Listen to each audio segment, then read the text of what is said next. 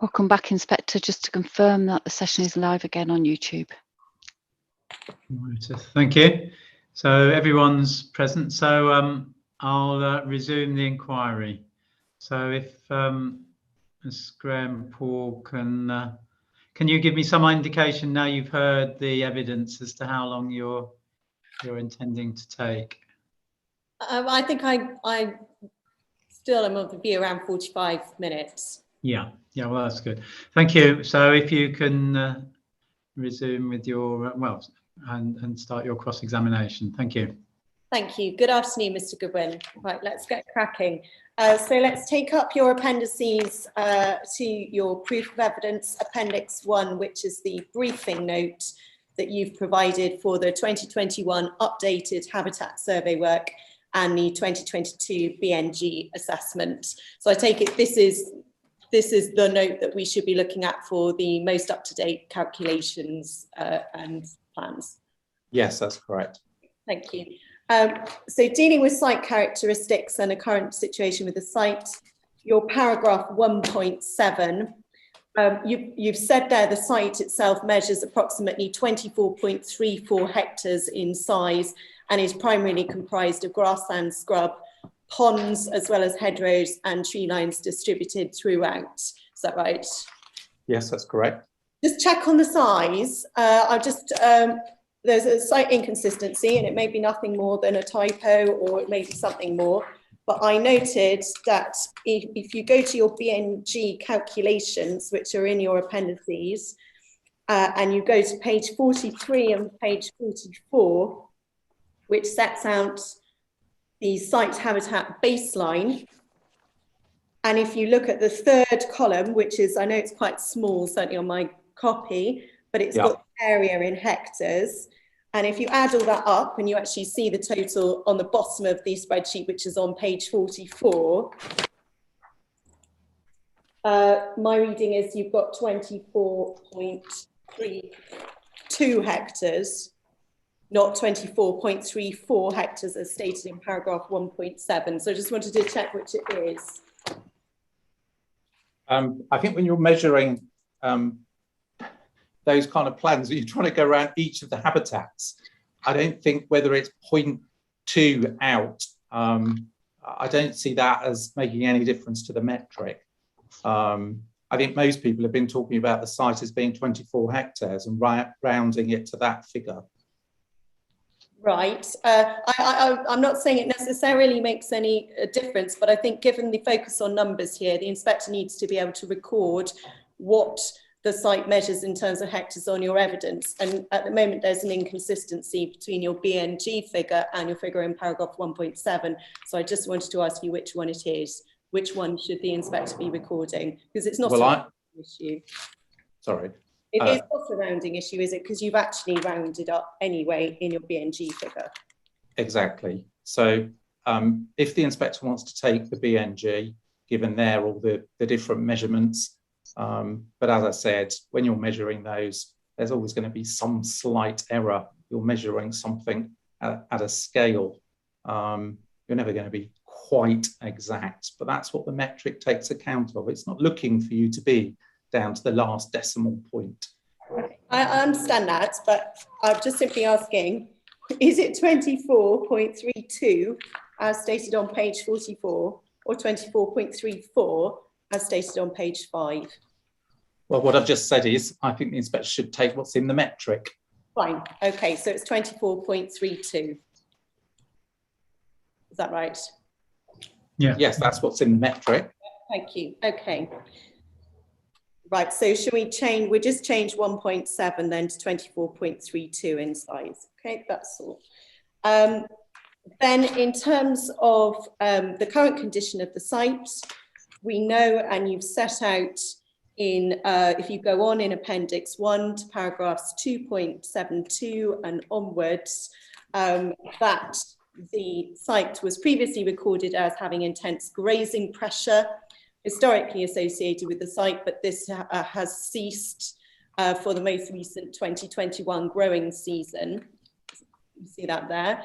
And I think you've then gone on to say, perhaps as a result of this, certain species have increased the sward and some of the grassland species. If you look at 2.79, the total amount of grassland species recorded within the site has increased when considered in combination with the results of the previous year's survey effort. So is it fair to say that the lack of grazing pressure in the recent years has resulted in an improvement in the ecological condition of the site? No, you're reading that slightly wrongly. It isn't, because grazing pressure is taken off, you don't suddenly get several more species coming in.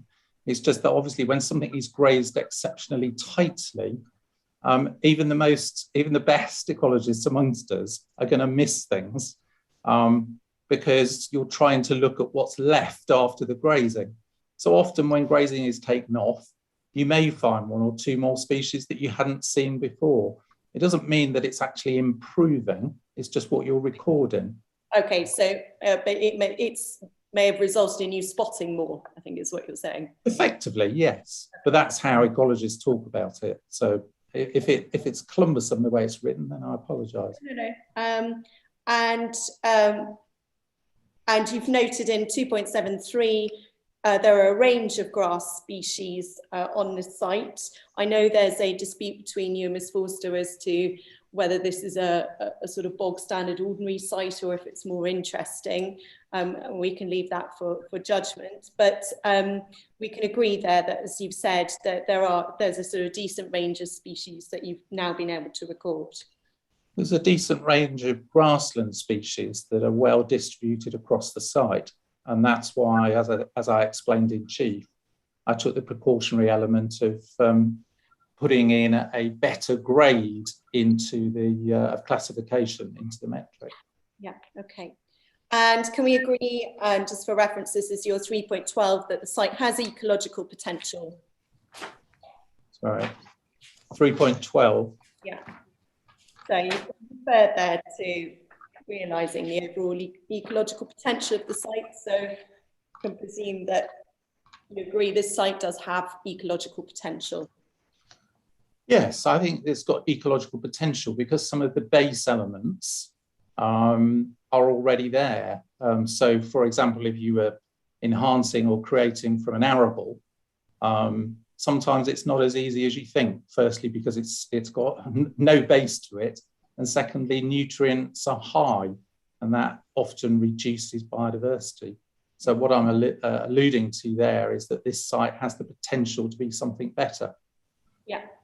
And then as you go on to note in that paragraph, notwithstanding this, in order to facilitate development as well as habitat creation, the proposals will result in the loss of areas of grassland habitat, very small sections of tree hedgerows and dense and scattered scrub, ruderal vegetation, a small pocket of felled woodland, as well as other areas to be considered of negligible ecological value, such as built form, hard standing and disturbed ground. So you've summarised the losses there to facilitate the development and habitat creation. I'd just like to go and look at the geographical, if I put it, or size extent of the losses. And go back to your BNG calculations to see this, that same table on page 43 and 44 of your appendices. And again, it's quite small, but the final brown column to the right, the furthest to the right column, deals with area lost. And if you add up all of those sizes, you go over to page 44 and you've got 9.88 hectares. Yep. Right. So out of a total of 24.32 hectares, 9.88 hectares of habitat is to be lost. Do you agree? Yes, that's correct.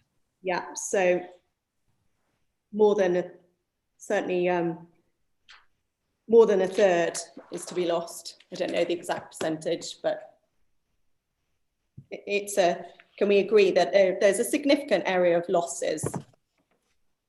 Well, I wouldn't call it significant because at the end of the day, I don't rate the habitat or the grasslands. So no, I mean, losing all of an arable field isn't significant. Okay. Losing a third of semi-improved poor species grassland is not significant. Okay, but certainly in terms of the actual area, we'll deal with quality in due course, but in terms of the actual area to be lost, can we agree that it's significant in numerical terms?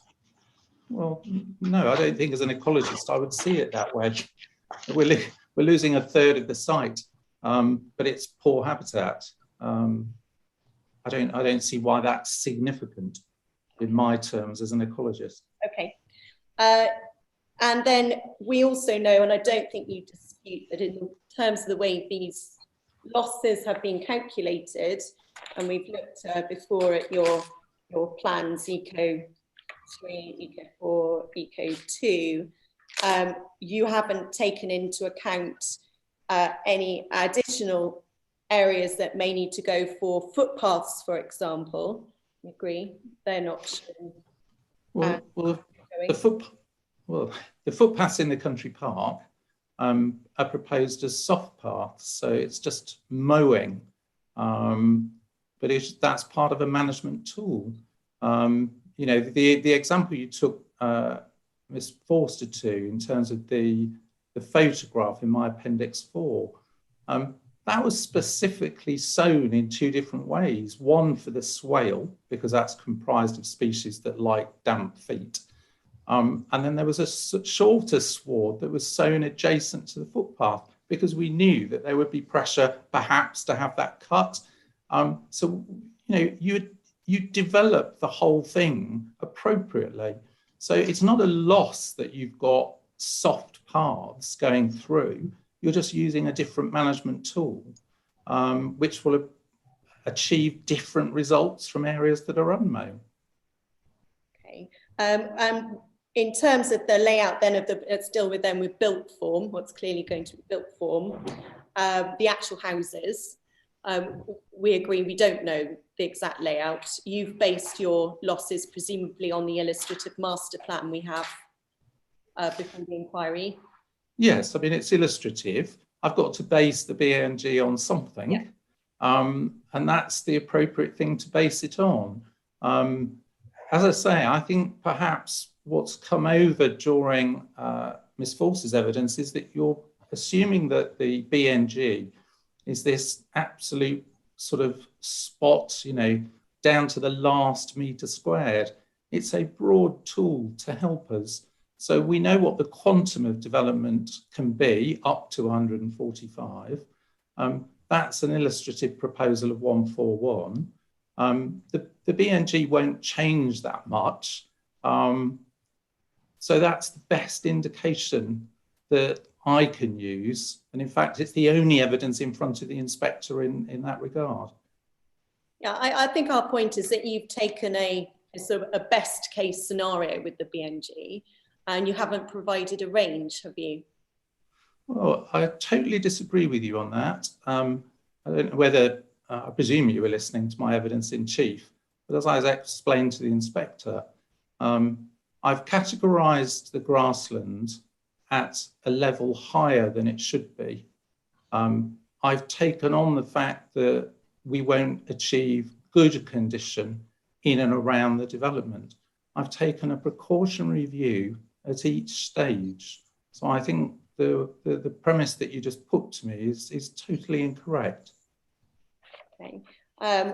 Well, in terms of Ms. Forster's concerns about recreational pressure, construction footprint, perhaps an additional 4 houses to be fitted in somewhere, and issues surrounding potential conflict of management and that kind of thing, none of those concerns have been taken into account in either a range. You could have, for example, a best case scenario, worst case scenario, BNG metric, and you haven't done that.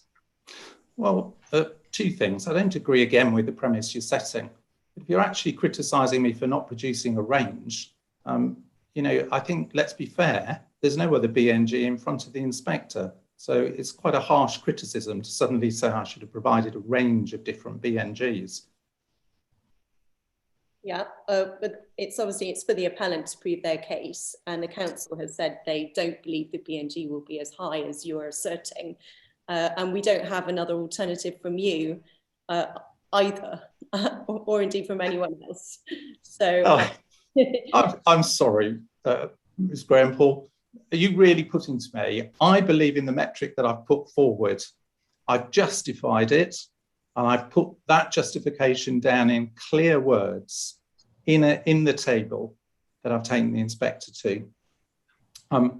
It's very difficult for me to answer criticisms because it's very easy, as we all know, to lob criticisms over the fence, but not actually produce any work. So I've got no other BNG to look at or interrogate or see the justification that someone might else have included. So I think all of that, I'm sorry to say, I think is very unfair to be putting those to me. I believe in the BNG I've put forward for the reasons that I've set out in chief. Sorry, can I just ask, have you carried out any sensitivity tests on this BNG as to what the impact might be if you do have the extra 3 houses, or if such and such alters? Have you carried out those sensitivity tests, like if you don't use a particular grassland but use a different one, or in your metric, or whatever? What sensitivity tests have you carried out? Okay, so we do to an extent, because you never run one metric. You never get it right first time. So the example I gave you about the woodland being taken out, we put it back in because that's what the consultancy arm of the Wildlife Trust wanted. And then the figures went up and we thought that was unfair to take that point. In terms of sensitivities, as I say, that's dealt with through the condition assessments. So in relation to those areas around the development, as I said, we've taken a precautionary element, but we'll have run metrics to say, well, okay, look, if we take a precautionary element here, what does that do to the metric? What does this do to the metric? What happens if that doesn't establish at that level? But what the metric asks you to do is to justify the reasons that you've taken, the elements that you've fed into it. And I believe I've set that out very clearly in those tables. So you do test it. And when you get somebody, talking about concerns, so we did look at what would be the change to the overall metric if we agreed with Ms. Forster and actually there was going to be deleterious effects in the country park. And as I said, I think in chief, that lowered the score by 1 or 2%. So we do test things like that, but I think you have to justify what you're saying, and I believe I've done that. Thank you, Ms. Graham-Paul. I'm grateful, sir, for that, because that was really kind of what I was trying to get at. Okay, let's go back to where we were actually before, and if you could turn back to the briefing note, and I'd just like to run through your tables 2, etc., starting on page 19, pick up a few points from those. And I think it might also be helpful to have a thumb in the plans as well. So if we start with table 2, which is on page 19, and this is the post-development created area of habitat. So we also then need plan Eco 3, which is on page 33, and that shows them in plan form. Yes, I've got those. Yeah. So in terms of the these are the areas that are going to be created from scratch rather than enhanced. Yes, that's correct. So C1, developed land, obviously that's not really habitat, is it? That's areas of built form, including hard standing and roads, no condition applicable. Yeah. So that's grey. That's essentially roads and buildings. Yes, that's correct. And so in relation to that, that's currently areas of grassland that will be lost to built form. Yes, that's correct. Then C2 and C3, which are your areas of residential garden and the sports pitches, which we see on your plan as yellow and also a hatched orangey sort of ochre colour for the football pitches. These you've assigned a target condition of poor, and I understand that's, you know, because you don't quite know. So, well, certainly with the pitch you may know, but in terms of the residential gardens, there is no certainty as to what sort of quality they'll be because they're in private ownership. I agree. Yes, it isn't. I mean, we've chosen poor because it's the lowest category you can get. Yeah. Yeah. But somebody could put astroturf over their garden or gravel, or they could have a beautiful garden full of wildflowers and habitats and things. We just don't know, do we? No, we don't know, but the metric accounts for that by telling you to put in on a 70-30 basis. Yeah. Some of the things in the metric you can't change, you see, they're embedded within the calculation. Yeah. Fine. No, I understand. Just so we're clear what they are. So they're people's private gardens and front gardens, and parking spaces. Are they're presumably part of that as well? There shouldn't be parking spaces because that won't be, you know, that won't be green. That'll be hard if it is hard. So that's what we've taken it as. So parking spaces is within the grey, is it? Yeah, should be in terms of the overall calculation. Okay. And so those are both areas which have gone from fairly poor to poor. So there's a decrease in quality of those areas from existing. Yes, it's not quite how the metric works, well, dissecting it like that, but yes, that's in truth what's happened. Metric cell ref on page 16.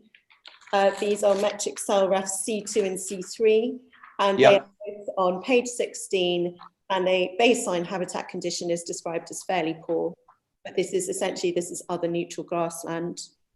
Yes. If this needs changing, please say, but I'm simply going by what it says, that it's gone from fairly poor to poor. No, there's nothing that needs changing. I'm just saying that when you dissect it, you just have to be careful. So yes, these are areas that are either lost to development, so they've got no score at all, or we're saying that, yes, okay, the metric takes account of people's gardens, but actually that won't be as good as what's actually already existing. So that's already built into the metric. Right, so just going back then, just finish this off to tie in with Eco 3, if we go back to the plan, and I've just cross-referencing to your table, so I hope it's right, but the creative mixed scrub, which is the little green bits along the boundaries of the residential area and a few bits at the edge of the far right of the park, these will be good. Yeah, good condition. They're relatively small in area though, aren't they? Yes, the area measurements in there. Yeah. Created other neutral grassland, which will be fairly good, those little brown bits. Again, is this dependent on the layout of the housing, presumably? Well, yes, in the housing, because it's illustrative. Yeah, okay. Well, no, but I'm talking some parts of the site, the county park, we have more certainty as to what's going to be there, because that part isn't in outline. But in terms of slivers within the residential area, this is all subject to reserve matters and how many houses you've got to fit on and all of that. Yes, absolutely. Yeah. Okay, created ponds, which will be good, are the blue things, the blue bits within the residential area and a few little ones on the right of the park. Yeah. Yes, that's correct. The ones in the residential area, as I understand, are for flooding. Are they the attenuation ponds? Some are attenuation ponds and some are actually created specifically biodiversity-wise. But all of them are being taken as biodiversity having an element to them. Okay. And again, all of that will be dependent on the exact layout of the houses. In terms of the housing part, yes. Yeah, okay. And the same point with the bioswale, which is good. Those are the paler blue little strips around the southern part of the residential development. They presumably are for surface water runoff and have a dual benefit for issues as well. And again, will be dependent in terms of their design function, etc., on the exact layout of the houses. Yes. Right, so that's the created habitats. If we then move on to the enhanced habitats, which is Plan Eco 4.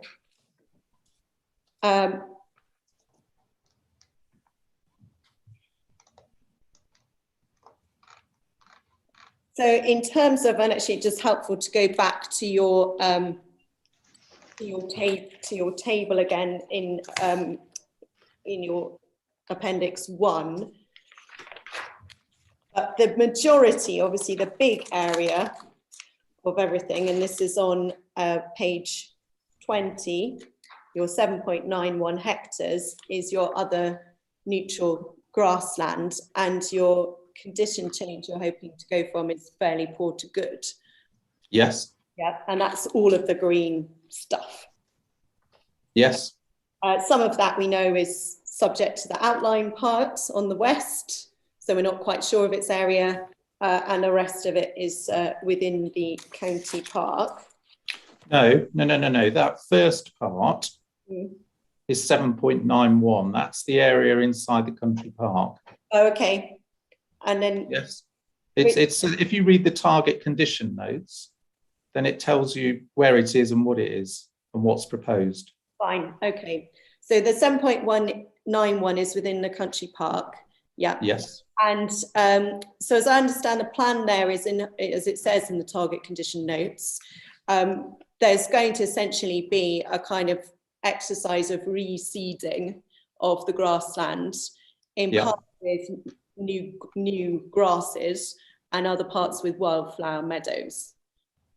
Yes, so you've got your base there. There is something there, as I said. So it's often easier to create into that or enhance within it. And over that, it tells you there in very broad terms, because it's trying to give the justification. You may scarify the area to, open up the soil surface and then seed into that over the top of the existing vegetation. Right. And in terms of the strategy for that, it is going to require, it's going to take quite a little while to actually establish. I think we had this in the, if you want to go to the LEMP CD 114, and if you go to page 17 of the LEMP. Just bear with me 1 second.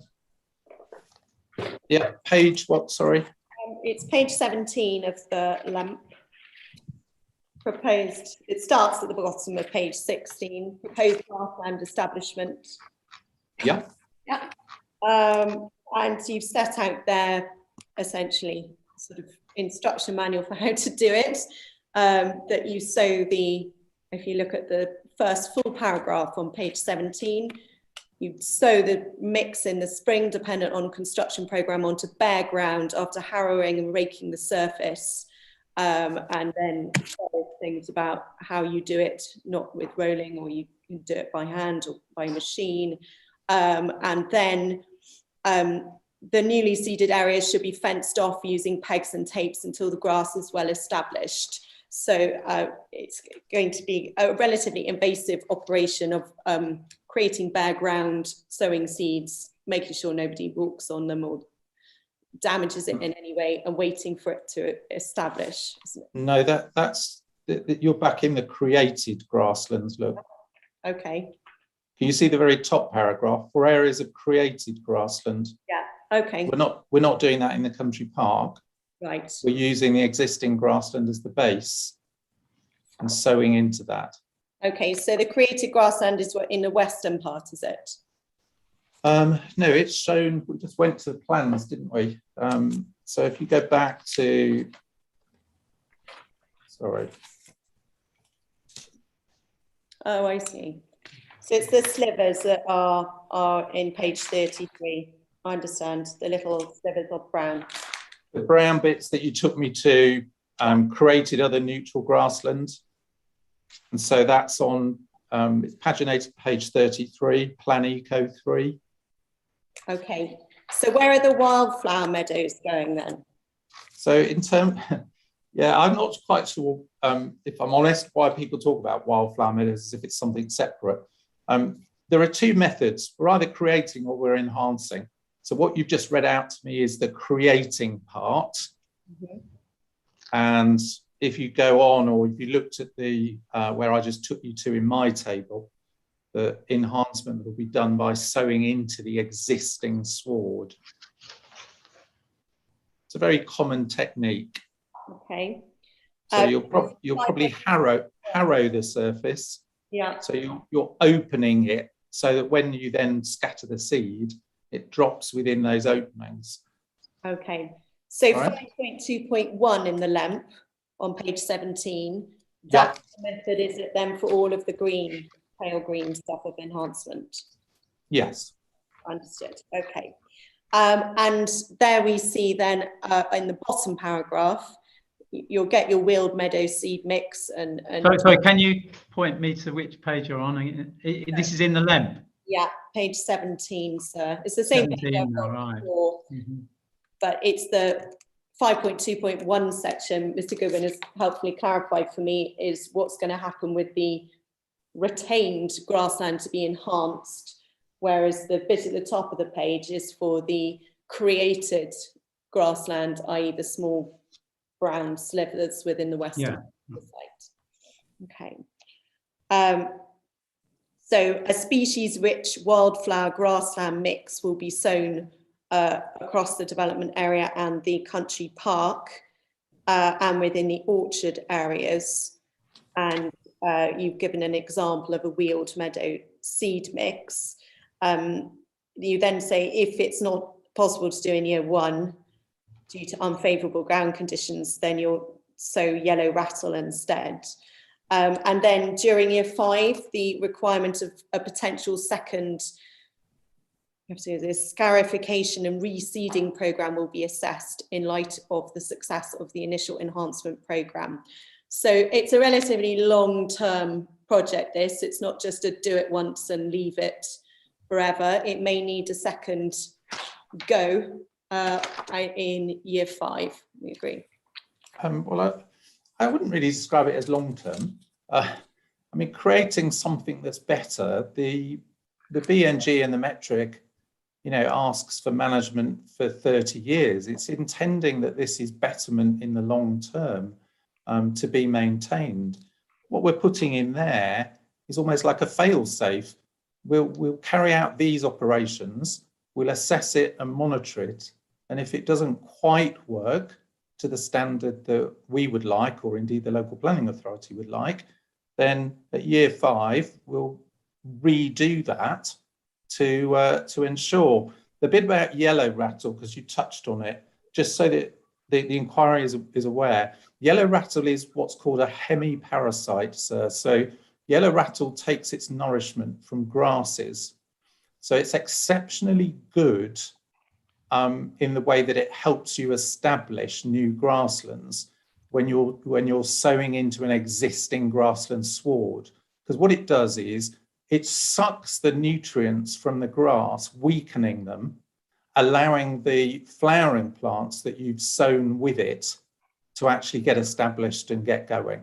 So that's why yellow rattle is often put in to mixtures to ensure that you get a good uptake of germination of the rest of the plants. Thank you. But we can agree that it's not something that can just be done necessarily once and left and nothing done to it. It needs mowing and it needs potentially reseeding, and it does need some kind of longer term management to be successful. All ecology sites need management long term, but when you look at the timescales, the do nothing scenario and going back to an agricultural regime that's been there hasn't exactly produced anything of quality. So 5 years in my book is pretty short and pretty good. Okay. And I think we can see, if you just go back to your tables we were on page 20 of your appendices, and if you look at this 7.91 hectares of other neutral grassland, and the target condition notes that you've written, the final sentence of the first paragraph, you say that in all instances of grassland enhancement and creation, success will be ensured through the implementation of long-term ecologically led management, such as the instigation of an appropriate cutting regime and long-term monitoring. So can we agree that the success of this is going to be dependent on long-term ecologically led management? Yes, the success overall is going to rely on management. All sites have to be managed. Every site, SSIs have to be managed to maintain its interest. So, but that's already part of the proposals. Yeah. That's what's built into the LEMP and indeed the conditions that have been drafted. And good, your good status, you go on to say, is considered achievable across 12 years, subject to the implementation of the described measures. I thought you said something just a moment ago about 5 years, but you're working here to 12 years to get to good. The 5 years is in terms of assessing it and deciding whether to redo the programme. Yeah. But I think that's a quick timescale. The 12 years, these time elements taken account of in the metric. So if I was proposing woodland, for instance, the score I get from the metric from created woodland would be lower than grassland because the metric itself has embedded within it the time it takes to get to that habitat. So woodland is a poor scoring habitat to create because the metric says, well, hang on a minute, we're probably not even going to get anything of value for 30, 40 years. The 12 years is from the metric. So these figures are part of what's embedded in the calculation. I don't get a chance to change those. They're just embedded in the formula. Yeah, but it's not going to happen overnight, I think, and that's within the formula. No, it's not going to happen overnight. BNG and the metric understand that. I don't think any ecologist, I mean, if it was just that easy that we could just create everything overnight, I'm sure everyone would be trying to do it. But it's realistic and it fits with the BNG. The BNG takes account. So that percentage score of 14, whatever it is, I say just below 15, that's all taken account of in terms of the time elements. Okay, I don't want to go on too much about footpaths and informal paths and soft pathways, but, and I know you've said that recreation and ecology are not mutually exclusive, I think is what you said in evidence in chief. But can we agree that people playing football or walking over or having picnics or doing whatever, or spectating at the side of a football pitch is potentially damaging to the establishment and long-term maintenance of grassland? I think they can be damaging to the first stage. Is obviously if you were doing some work, particularly creating from bare soil, but I would want those areas fenced off in the normal way. Long term, it shouldn't really have any impact in terms of the overall benefits. I mean, this really is a generic argument. I can't think of a single development I'm involved in that's bringing forward biodiversity enhancements that won't subsequently have some form of use to it. Otherwise, the only way the metric would work on the terms that you're putting to me is, we build a wall around it and nobody can ever go there. And I'm not one of those ecologists. That was the old preservation rather than conservation. If we look at then just back in your target condition notes on page 20 of your appendices, and at the end of the first paragraph, the penultimate sentence where you deal with soft pathways that will be mown around the boundary areas of the country park on grassland. Sorry, Mrs. Brown, I'm ever so sorry. I don't know where you are now. Sorry, could you just tell me where you've got to? Page 20 just is where we were actually in your table. Okay. Yeah. Still on the 7.91 hectares in the country park. Okay. In a target condition notes, in the first paragraph, penultimate sentence, where you deal with these soft pathways, which will be mown around, I think it's the edge of the directional mown pathways around the boundary areas of the country park. Whatever your views are about, the effects on grassland, it's clear that there's a need or a desire, as you put there, to discourage residents from walking over meadow grassland on a frequent basis. So that's the name that you have, isn't it? To yes. discourage them from doing that. And there must be some basis for that, which must be to help the grassland to not be trampled on. Yes, I mean, you're as I say, you're looking at two different factors, ecology and recreation. But we know that it can be achieved because it can be achieved in SSSIs or national nature reserves. Here we're talking about increasing something from poor value into good value over time. And yes, of course, there are going to be some deleterious effects of that being used, but not so that the metric or the percentage that we're predicting, or the metric is predicting from the figures that have been put into it, that's not going to substantially drop. It's not going to suddenly go from 15% because we've got people using the internal part of the country park down to -5. I mean, that's not going to happen. Right. Well, we don't have the figures, so I can't really comment on whether it be 5 or 15 or 10. Well, we don't have the figure with respect because nobody else has done a BNG with those kind of concerns that they feel it will affect. As I said, I've given the inspector my BNG, and I've equally said that even if you take account of what Ms. Forster said, all it did was reduce it by 2%.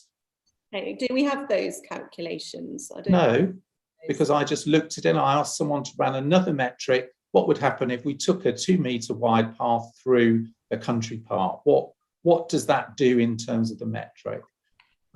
It's a broad tool, and I keep repeating that. I think what you're trying to do with respect is make it into this absolute, and that's not what the metric is. Yeah, and I think we can agree that the metric is only one means of assessing whether biodiversity will be preserved and enhanced, isn't it? It's not the be all and end all.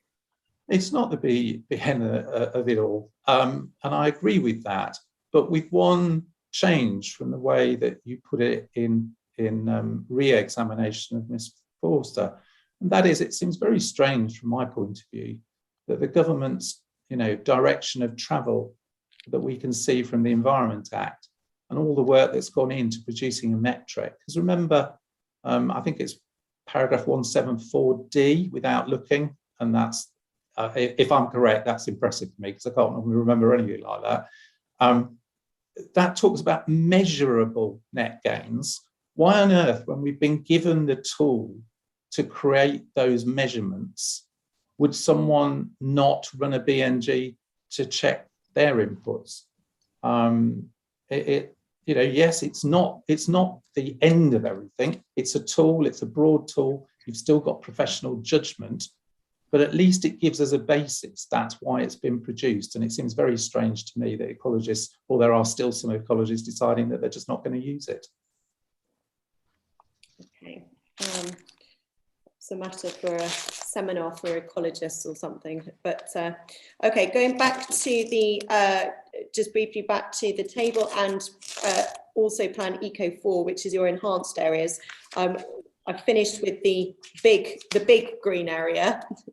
And just to note, then you've got the traditional orchard, which is the brown area at the top. As I understand, that's quite a long-term project in terms of enhancing that. Anticipated year 15 onwards, is that the bit? Onwards, yeah. Okay. Yes, and it will also need management such as coppicing, pruning, and selective seeding and management of the orchard grassland. Yes. Okay.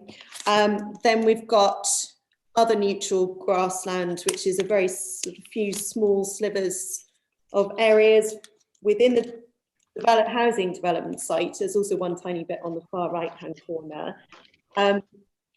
These ones are subject to the exact layout of the houses, aren't they? Whether they'll be retained and enhanced or not. Yes, because it's illustrative, so some things may change. I do think it's unfair to keep just recording them as slithers. Some of those slithers on the scale of this plan are quite significant. Yes, there are some smaller bits, and yes, I take that criticism. But as I said, I dealt with that in the condition change, where if you look at item 3 and you follow across, you see I'm going from fairly poor to fairly good. I'm assuming that they will be harder to manage. Yeah. Is that the same with the ponds and the mixed scrub, which again are within the housing development Western? No, because ponds are so much easier to enhance. You can do it exceptionally quickly. Remember, plants need 2 things. They need nutrients, water, and sunlight, I suppose, if you're going to count that as the third. And obviously ponds, aquatic plants grow very quickly. So with the right enhancements, you could change these ponds from being very poor as they are currently. You know, one of them is completely choked with an American invasive plant that needs to be taken out and controlled. We've also got New Zealand pygmyweed that needs to be taken out. So no, the same things, they go from being poor to good, because we know that can be absolutely achieved probably within 2 years. Yeah. And the same with scrub. That's poor to good? Yeah, because scrub is a very easy habitat. You know, let's be honest, what is scrub? Scrub just develops either from the edges of woodland or from the edges of hedgerows naturally, but it's just a matter of planting in small whips that will take within that grassland. So we know that you'll get up to a good condition very simply. Yeah, and these are mainly bits around the ponds, are they? It looks like it from the plan. Yes, or over in the country park. We've tried to get in pockets to create the mosaic, because mosaics are always important from an ecology point of view. Single habitats are never as rich as mosaics. So we always like to try and get in a variety. So if you've got wet grassland, you've got neutral grassland, you've got the ponds, you've got scrub, that mosaic is actually really important. But the metric finds it very difficult to take that on board in terms of a score. Right. Okay. And there, there's no dispute. There are obviously good things. Ms. Forster's not said that, but the inspector needs to take an overall view, bearing in mind, weighing that against the loss of habitat through the built form, doesn't he? Yes, he does. He needs to look at it in the rounds, but what he's got in front of him is a BNG that's saying, it's up at 15%. Then he's got to think, well, do you know what? I do believe what Ms. Forster says, and I'm going to knock off a few percentages. Oh, but then Mr. Goodwin's telling me that protected species aren't taken account of in the metric, so I need to add that back in. I think in broad terms, when you look at it and use it as correctly as a tool, then it's indisputable that what is being proposed is actually significant. Okay. All right, well, we'll leave that for submission and judgment. Just finally then, in terms of, you've accepted the success of all of this is dependent on the management of it in the long term. Yeah, management and monitoring. Don't forget monitoring. That's also very important, both of which are embedded within the LEMP and within the conditions that we're proposing. We know, and I think this is dealt with in section 7 of the CD 114 LEMP. If you can just turn that, management responsibilities, which starts on page 23. Bear with me just 1 second. Yeah, I have page 23. And so overview, it's proposed that a management company will be set up by Waits for the housing development. And then there's also the country park and public open space bit, which will have to have proposals developed within the context of policy IMP4. And the applicant would seek to work with the Borough Council to identify suitable organisations to manage the country park and sports hub. Now, we've obviously had lots of discussion about that in the context of the bringing forward of the football pitch per se.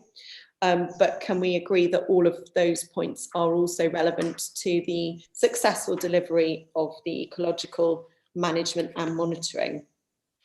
Well, I have to confess, I didn't listen to the sports element of it, so I don't exactly know what you're saying. But in terms of delivery, yes, we've still got to get the management right. We've still got to agree that, but that's what the conditions are there for. We've got to have somebody doing that management to ensure that we do get the gains that are envisaged. But that's not unique. Just about every site I've got has got some kind of management proposal in some shape or other associated with it. So I've got every confidence in that process. Yeah, have you had any discussions, have you been involved with any discussions about potential future management and monitoring it, other than saying this is what should be done? Have you not at this stage, I haven't, no. Have you been asked to advise at all in relation to any potential maintenance? Only in broad terms. Who have we used in the past? There are specific companies that do nothing else. Some of the wildlife trusts like to take certain things on, whether that be for straight ecology, straight biodiversity benefit, or whether they see something as being worthwhile because it's got a biodiversity and a recreational element to it. There are lots of opportunities, but I don't think I certainly haven't got to that stage of doing anything formal about engaging anyone. Okay. And that wouldn't be you, that's not your ecology solutions, that's not part, is that part of your company's work? No, we don't take on long-term management. We'll do the implementation. We have a sister company that does implementation. A lot of clients like to use us because obviously they're ecologists and they know what they're doing. And it gives clients, I think, and local planning authorities a little bit more confidence that what's going to be implemented will be implemented correctly, but we don't take on long-term things, no. Okay, so it would be outside your remit to, well, the inspector can't rely on your expertise in terms of whether the long-term management will be as you predict. No, sorry, the inspector, I hope, if he wants to, doesn't have to take anything that I'm saying. The inspector can rely on my professional judgment and my expertise that I've seen, literally hundreds of these sites managed either through community engagement, either through companies that are set up specifically to do that. I've got no doubt that this management can be achieved and implemented. And that's my clear evidence to the inspector. Yeah. But that is dependent on someone coming forward to do it and in some governments, isn't it? Well, that's the same as any site, isn't it? These are just generic concerns. They're not specific to this site. Every site that brings forward open space and needs to have it managed from a biodiversity point of view faces the same problems. That's why I say they're not unique.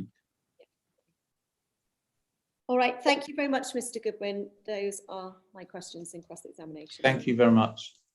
Yeah, thank you. Can I just ask, in terms of the LEMP, this was put in for the application, isn't it? This LEMP as a suggested LEMP, isn't it, really? So in terms of your input into that, I noticed your company is actually one of the ones that has been putting in input.